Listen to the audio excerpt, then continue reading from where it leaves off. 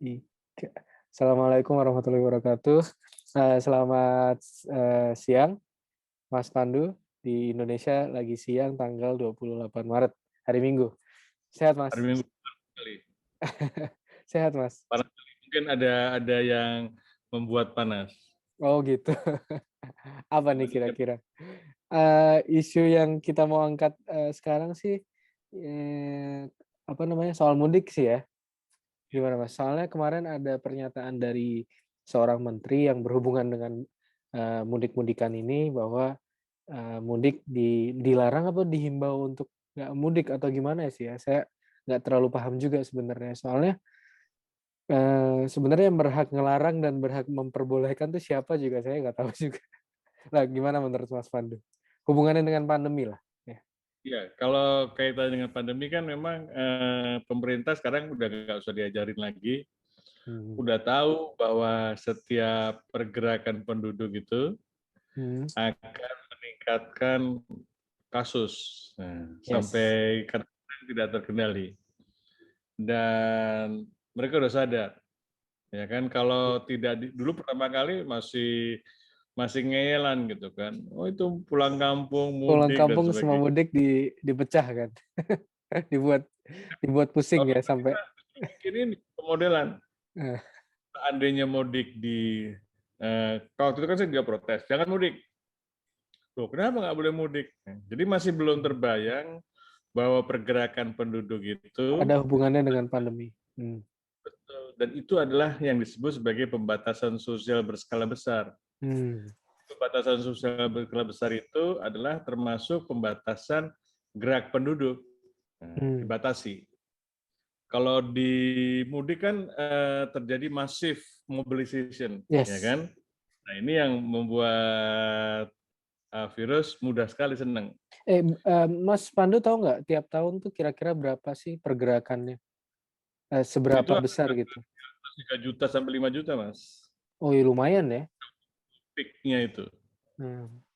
pada waktu peak-nya. Itu mungkin bisa kalau sekarang bisa mendekati 10 juta kalau kita hitung secara nasional ya. Yes, yes, Nah, yes. itu kalau antar luar kota, ya kan? Di Hmm. dalam kota ada lagi yang tidak Oh, iya, iya, iya. kelihatan gitu. Itu yang disebut sebagai kegiatan silaturahmi. Nggak tahu kenapa pada hari Idul Fitri itu semua ingin Silaturahmi. bersilaturahmi. Kalau nggak bersilaturahmi ya pergi ke tempat pariwisata, jadi kebun binatang rame, puncak Ya, ya, ya. pantai rame gitu kan. Ini lebih ke Jadi tradisi ya, tradisi yang udah mengakar ya di Indonesia ya. iya, saya kira kalau kita ingat waktu kecil, ya Hmm. kan, Ya, ya. kebetulan orang tua saya itu kan termasuk yang paling tua gitu kan. Hmm. Ya, saya sih nggak kemana-mana, tinggal bantu orang tua Oh, saya, didatengin. datang bisa ketemu banyak orang gitu. Jadi Hmm. untungnya seperti itu. Ya. Dan akhirnya mereka sekarang kan udah mulai sadar. Kalau Hmm. saya mengenang tahun lalu, teman dari kantor staf presiden itu bilang, karena saya mengusulkan mudik dilarang, itu bisa nggak ada evidence ya? Ya udah kita buat evidence dalam tanda petik pemodelan. Hmm. Kita menggunakan data yang asli, yang benar gitu kan. Pengalaman tahun sebelumnya mudik berapa, kebetulan ada hasil survei apakah tahun ini akan mudik gitu kan, dan sebagian sudah pulang kampung karena pada waktu itu pembatasan sosial berskala besar di DKI membuat orang yang bekerja di kota berjualan karena nggak ada yang beli, kantor tutup, Iya, ya kan, pulang gitu, pulang kampung. Jadi waktu itu masih ada istilah beda antara pulang kampung dan mudik. mudik iya ya. Ya mungkin beda, tetapi ada yang sama yaitu ada pergerakan Hmm. penduduk Yang masif ya. Hmm. masif, cukup masif dalam waktu yang luar biasa Pendek. singkat, pendek, Yes, dan nanti yes. baliknya juga masif lagi. Dan baliknya dari pengalaman sebelumnya kita sudah punya data. Itu biasanya 20% lebih banyak yang harus balik. Hmm. Jadi pekerja urban, ya kan. Ya, Jadi ya, ya, biasa ya. Ke kota lah istilahnya, ke mencari hidup lagi. Nah. dari penghasilan kan di kota lebih baik pada di desa. Di desa itu semua juga jadi milik kota juga. Kita juga di sawah udah milik kota, milik orang kota, sehingga di desa pun hanya sebagai buruh, ya kan, Yes, buruh yes, yes, yes. orang kota. Nah inilah sistem kapitalis yang nggak adil membuat Indonesia seperti ini sekarang. Jadi kita harus meriset nih sistem sosial kita seperti apa. Nah kemudian sekarang ada larangan mudik, tapi nggak jelas. Iya itu dia. Larang betul, yang disebut dilarang itu sama sekali nggak boleh, ya kan? Dan kalau dilarang sama sekali tidak boleh, baru itu mengatasi penularan tidak akan terjadi, penularan akan betul-betul direpres sampai tingkat yang paling rendah. Dan itu dimungkinkan dengan regulasi dengan memberlakukan undang-undang karantina. Jadi semacam pembatasan sosial, tidak boleh mudik, semuanya. Jawa, Bali, seluruh Indonesia lah gitu. Yes. Itu artinya kan transportasi publik harus stop. Ya kan? Jadi hanya transportasi orang dihentikan, hanya transportasi barang saja. Apakah mau seperti itu? Pengalaman sih nggak mau, karena kan prioritas kita kan filsafahnya itu keseimbangan, ya kan, keseimbangan. Jadi konsep itu memang sulit difahami oleh pengambil keputusan pemerintahan pada saat ini. Dan ini menurut saya, kalau menurut saya daripada dilarang toh akhirnya tidak dilarang, dulu ada sampai Gubernur DKI punya inovasi bagus sebenarnya, surat izin keluar masuk. Kalau keluar terus ada persyaratan, kalau masuk ada persyaratan. Sebenarnya untuk membatasi. Jadi konsepnya adalah membatasi.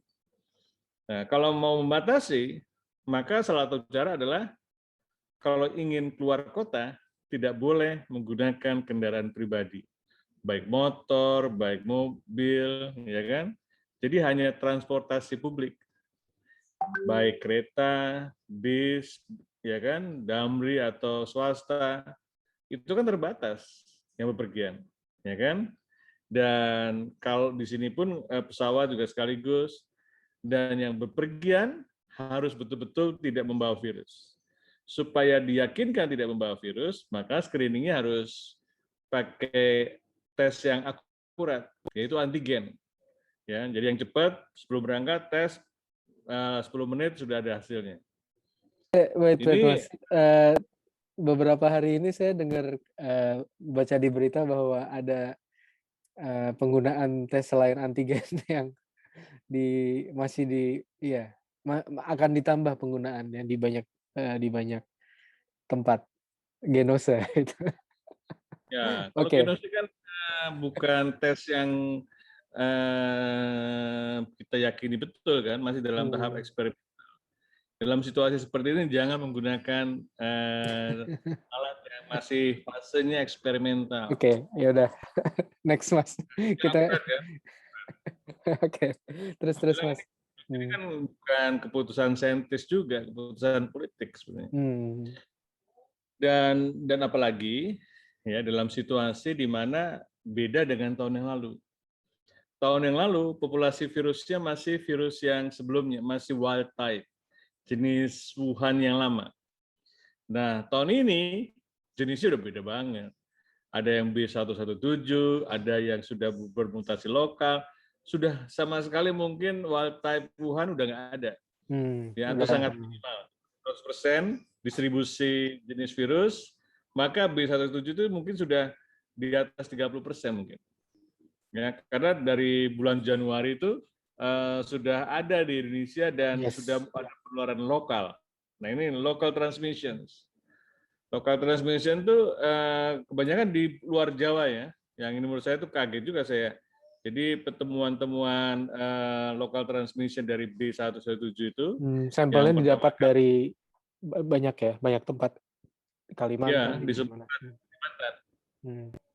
Kalau itu bisa dipahami karena kan arus populasi manusia dari Sabah, Kalimantan Barat, dari Malaysia, Semenanjung Malai ke Sumatera Utara, Aceh, ya kan, Riau dan sebagainya. Jadi ini menurut saya sih secara geopolitik ya, kalau mau disebut geopolitik, itu sudah bisa ditebak lah. Nah, Bahwa ini akan merambah dari Sumatera, terus ke Jawa, ya kan, dan akan difasilitasi dengan mudik, mudik. ya kan. Maka setelah mudik akan terjadi peningkatan kasus yang hebat Hmm. seperti di Eropa sekarang, Yes, ya yes. yang kita sebut sebagai gelombang ketiga itu. Nah, Iya. kita akan kayak gini, udah turun sekarang, iya, rebound lagi. Ya, Jepang malah itu keempat sekarang. Ya. keempat ya, wah Iya, luar biasa. Tapi Jepang lain, iya, ya iya, iya. kan Beda Jepang spare, beda beda dimensi. di sini banyak sekali, jadi kematiannya tinggi dan yang Hmm. paling mengkhawatirkan adalah eh, tadi tidak hanya menyerang pada usia tua, ya kan? Hmm. Jadi ada data yang baru bagus, kematian itu memang paling tinggi di atas 65 tahun, tapi di bawah 65 tahun pun mungkin tinggi. Hmm. Juga sama dasarnya, artinya sudah menyerang penduduk usia muda. Nah, ini membawa konsekuensi yang tidak hanya mudik, tidak hanya pandemi. Rencana mau buka sekolah, batal udah. Jangan mikir deh buka sekolah kalau situasinya seperti itu. Ya kan? Karena akan terjadi Iya, iya, iya, iya. klaster-klaster sekolah, ya kan, dan kemudian juga klaster-klaster pada kematian yang tinggi masih pada usia tua. Hmm. Dan tadi saran saya gitu ya. Jadi saran saya kembali tadi ke asal bahwa harus Harus ada strateginya. screening yang Hmm. akurat, ya kan. Jangan main-main dengan alat screening. Pilih screening yang akurat. Udah itu udah harus mengerti pesan itu apa maksudnya. Ya kan saya harus tidak menyebut nama alat Alatnya. screening yang nanti disangka jualan atau saya melarang sesuatu alat screening disangkanya tidak mencintai produk karya anak bangsa. Aduh, mas, apa namanya, di Indonesia ini kan, ada ya kebijakan ini sendiri pun kompleks karena pusat Ya, ini ngomong apa, tapi, otoritasnya ada di daerah gitu kan. Semua betul. otoritas ada di daerah, jadi pusat ini nggak bisa sekeras itu kan. Misalnya, buka sekolah, baru rencana, tapi di daerah udah banyak yang udah buka gitu. Soalnya Iya. memang desentralisasi kebijakan ini bikin, terserah daerahnya gitu loh, daerahnya, eee, Itu termasuk di mudik, iya kan sih, Mas? betul. Mu Jadi dulu tuh zaman sebelum pandemi itu yang namanya desentralisasi susah gitu. mmm, Eh, Ternyata pada waktu adanya pandemi ini desentralisasi itu cepat sekali terjadi, ya kan? Jadi kenapa ya? karena ada unsur duit ya kan, Mmm, wewenang untuk menggunakan anggaran dan sebagainya itu menjadi drive utama lah mmm, untuk karena kan alokasi budget di daerah akan harus cepat dihabiskan dan sebagainya, ya oh, kan? ya, ya. Dan ini juga nanti apalagi dengan dengan adanya pandemi itu ada kemudahan-kemudahan, Iya, iya, ya. karena lagi darurat, oke, Darurat ACC. oke, tapi hati-hati harus bisa dipertanggungjawabkan gitu kan. Nah, ini susah juga nih. Tapi pada umumnya orang nekat kok, Iya, ya iya, kan? apalagi yang ya dengan kondisi yang, satu sisi juga orang butuh, pekerjaan juga sekarang susah ya, maksudnya kalau ada kalau ada funding ya hajar gitu kan. Iya, ya, ini, saya mau itu kan sifat dasar manusia aja gitu kan, bertahan Terus dengan begitu gitu. iya, Terus jadinya mudik ya, susah juga sih Mas dikendalikan soalnya nggak bisa. seorang ya Tadi kalau dilarang pun kan kalau nggak melakukan undang-undang karantina ya nggak mungkin lah ya Mas. betul. Selarang Jadi kalau apapun pasti sekarang gerak itu kan orang. moda transportasi, ya kan? Mmm, Moda transportasi. iya, iya, iya. Itu bukan pilihan, ya kan? Sehebat-hebat apapun, ya kan? Walaupun saya jadi presiden pun mikir juga gitu kan. Nah, Kecuali tahun lalu gitu kan. Tahun ini mikir Oke, terus soal ini kan berarti kan Kondisi yang Indonesia Mas, hmm. kondisi sekarang jauh lebih berbahaya. Itu yang mungkin orang Jadi miss ya. orang sadar karena jenis virusnya sudah beda, Hmm. lebih mudah menular dan juga meningkatkan kematian. Dan sementara kalau kita lihat cakupan vaksinasi, Nah, itu dia. vaksinasi pada penduduk lansia walaupun didorong hampir di setiap hari disindir dan Iya, Pak Budi ini sampai Menteri Kesehatan bikin juga hmm, berusaha benar untuk sampai bikin strategi ini kan anak muda yang ngajak orang tua boleh dikasih vaksin gitu kan. karena beliau itu mendapat tekanan. Hmm. Dia sudah inline dengan ide yang saya sampaikan pada beliau. Pak Budi, kalau mau kita cepat untuk Hmm. menurunkan kematian sama mengurangi hospitalisasi, Pak Budi akhirnya paham. Karena sudah Lansia. terbukti di banyak negara. Hmm. Dan sekarang juga terbukti, Mas, di Inggris. Di Inggris itu kan juga mengalami gelombang ketiga. Dan tapi bergeseran ya, pergeseran yang tua berkurang, yang muda muncul gitu kan, Mas. Tetapi karena vaksinasinya memang fokus pada lansia, Lansia. dampaknya nggak sebesar di Eropa. Hmm. Makanya si Perdana Menterinya sih, si Boris tuh, wah bangga banget dia bisa bertahan jadi Perdana Menteri ini. Dia Winston Churchill-nya pandemi. Gitu. Iya, iya, iya. Ya, jadi menurut saya itulah sebabnya kenapa kita harus memfokuskan. Jadi waktu itu ya udah kita fokuskan. Saya bilang tunda dulu semua vaksinasi pada usia di bawah 60 tahun. Memang paling bagus itu strategi vaksinasi. Hmm. Itu berdasarkan usia. Jadi pertama itu 70 tahun ke atas dulu, ya kan? Kemudian 60 70, terus 50 60, terus 40 50. Jenis pekerjaan apapun nggak penting.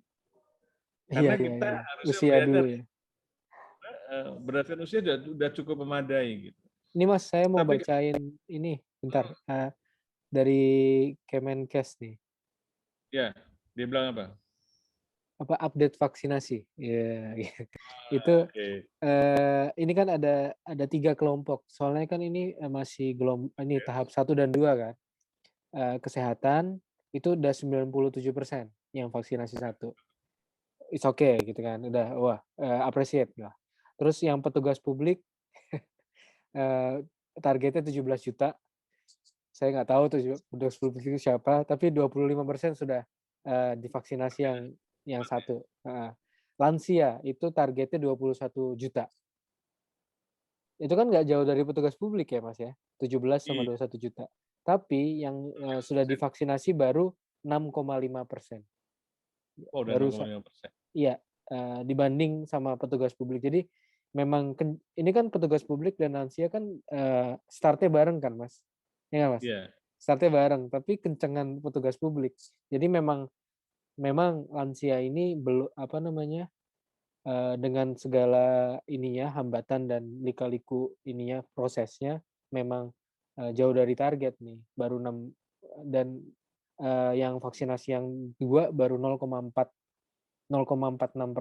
Itu baru 28 Maret. Ya hari ini ya. Betul.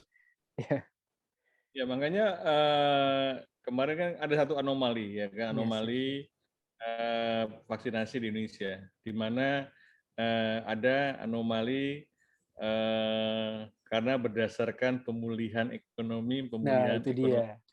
Nah, kan. Jadi di Bali itu pekerja pariwisata penduduk Bali kan, walaupun dia sudah mempunyai 3 zone, zone di Nusa Dua, zone di Ubud, zone di mana lagi saya lupa. Terus saya tetap bilang sama Satgasnya, karena waktu itu sempat ada webinar, saya bukan anti itu ya, tapi tolong fokus Pariwisata. dari lansia dulu. Hmm. Ya kan, kalau lansia dulu itu nanti akan target bulan Juli mau dibuka untuk turisme, ya kan, pertama Iya. harus karantina pelabuhan itu penting, ya Nah, kan. Jadi penduduk yang masuk ke Bali semuanya harus dikarantina dulu, ya kan, nggak bisa leluasa begitu saja.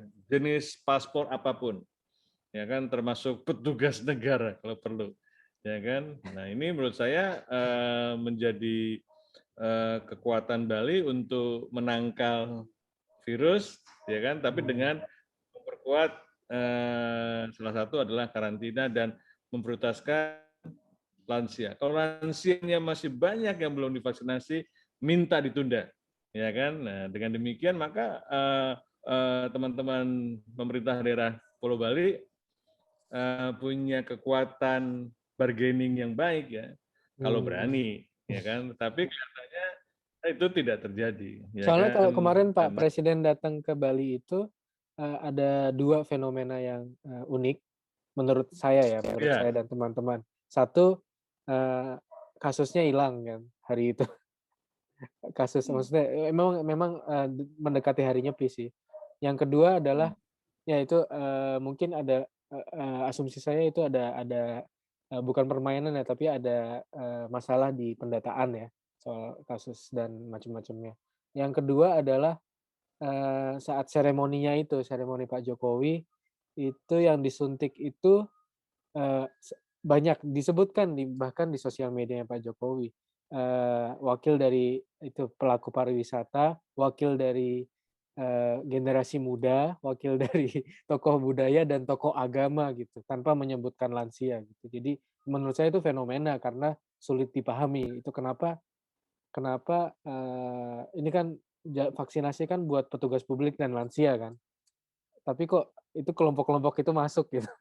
Apakah, iya. wakil dari pemuda itu adalah petugas publik gitu? Saya nggak tahu juga. Wakil dari agama itu petugas publik, saya kurang tahu. Ya gimana, Mas? Ya, Pak Budi itu akhirnya menyadari ya, dan dia bilang, saya kesulitan meyakinkan teman-teman saya di kementerian, di kabinet, Hmm. untuk memprioritaskan lansia. Karena Ah, semua kabinet itu pikirannya ekonomi. Ya, hmm, nah makanya kemarin ketika ada pidatonya atau ada Pak Jokowi ratas terakhir menyebutkan lansia, gitu kan? hmm, Nah, saya bilang ini yang harus dipegang. Presiden harus ngomong, saya bilang Pak Budi, usahakan Pak Jokowi memahami. Kalau Pak Jokowi memahami, menteri lainnya nggak paham, asal diperintah sama Pak Jokowi, semuanya nurut. Gubernur juga semua nurut. iya, Jadi kalau lihat peta lansia itu, Jakarta tuh sudah 40%, Mas. yes yes yes yes. Jadi timpang Ya, kan sebenarnya. iya, jadi 40% Jakarta pun disumbang oleh juga Maksudnya yang nasional, divaksin iya Jakarta. nasional itu penyumbangnya juga separuhnya Jakarta gitu, lansia Jakarta.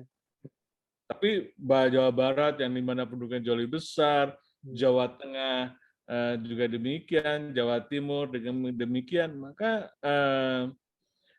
sulit karena katanya kepala daerahnya tidak mempunyai visi yang sama. Makanya waktu oke. itu saya bikin WA khusus gitu ya, atau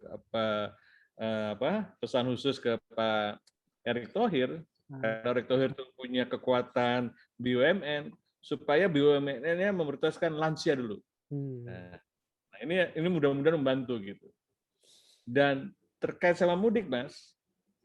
Jadi ya saya juga itu dia. mendorong kalau mudik mau dibatasi, tidak bisa dilarang 100%, kita bisa menekan dampak buruk yang mungkin terjadi berdasarkan pengalaman di Inggris, Ya lansia. berdasarkan Hmm, pengalaman di Israel, dan pengalaman dari dasar teoritis data di Indonesia, bahwa lansia kalau dilindungi, walaupun nanti kita tidak bisa membatasi mudik. arus mudik, tetapi dampaknya pada hospitalisasi dan kematian kita bisa tekan.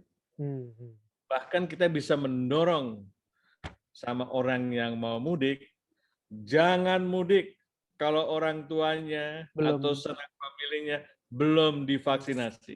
Nah, gitu kan. Jadi itu suatu manuver atau cara-cara bahwa kita semua berpikir melindungi. Hmm. Vaksin bukan mencegah penularan, tapi mencegah kematian. Kita tidak mau orang tua kita meninggal, kita tidak mau mereka masuk rumah sakit karena akan membawa beban keluarga juga, Dan kalau orang tua atau kita meninggal, kita harus kasihan sama anak kita. Dia kehilangan Iya, iya. mbahnya, eyangnya. Kalau kita udah cukup ya dipelihara selama bertahun-tahun gitu kan. Tapi pengalaman kalau seorang cucu tidak Bertemu. mempunyai eyang, itu membekas seumur hidup. Masuk, masuk.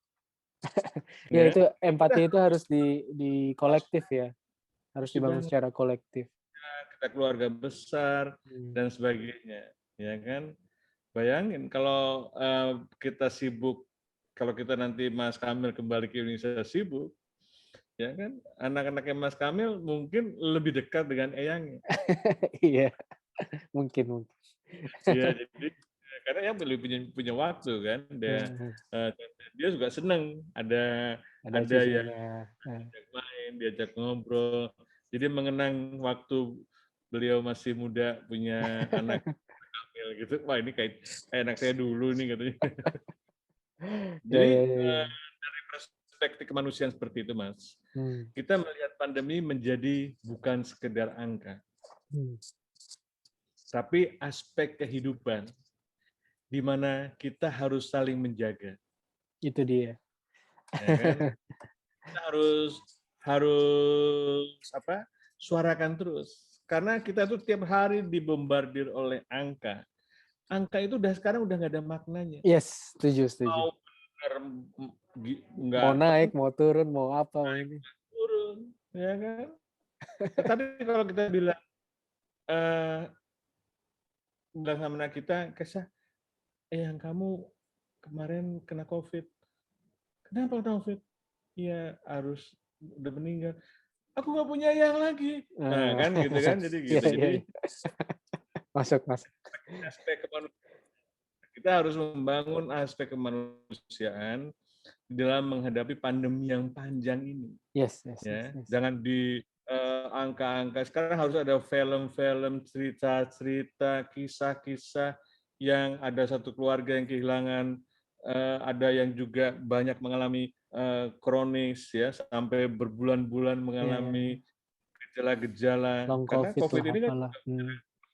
susunan saraf pusat kan, Yes. dan itu kalau menyerang susunan saraf pusat tuh Ya, cacat. sifatnya agak permanen, ya kan? Cacat. Permanen gitu. Nah ini yang menurut saya harus dikisahkan karena sebagian dokter juga tidak menganggap itu penting. Sekarang bukan sembuh istilahnya, jangan menggunakan Yes. kesembuhan. Itu Nggak dia. ada istilah Masih aja ya.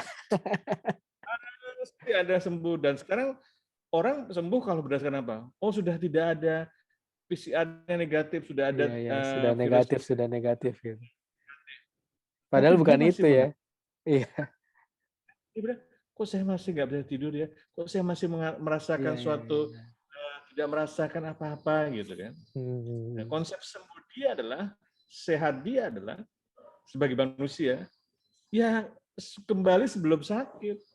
Tapi itu tidak terjadi pada sebagian orang Yes. yang infeksi COVID. Dan ya, ini kan masih berlangsung pandemi, jadi memang kita belum paham betul sebenarnya. Jadi di masyarakat selalu banyak diskursus kan, oh udah sembuh, kok kayak flu kala ini 1 tahun masih aja ribut-ribut soal itu. Kalau di Pandemic Talks lihat kolom komentar atau respon orang tuh masih kayak gitu banget kok. Jadi saya pikir memang ini ini memang kita harus sama-sama belajar semua sih. Yang kita sebagai yang mungkin lebih tahu dikit juga harus sabar juga untuk mengakui bahwa kita belum tahu semua gitu.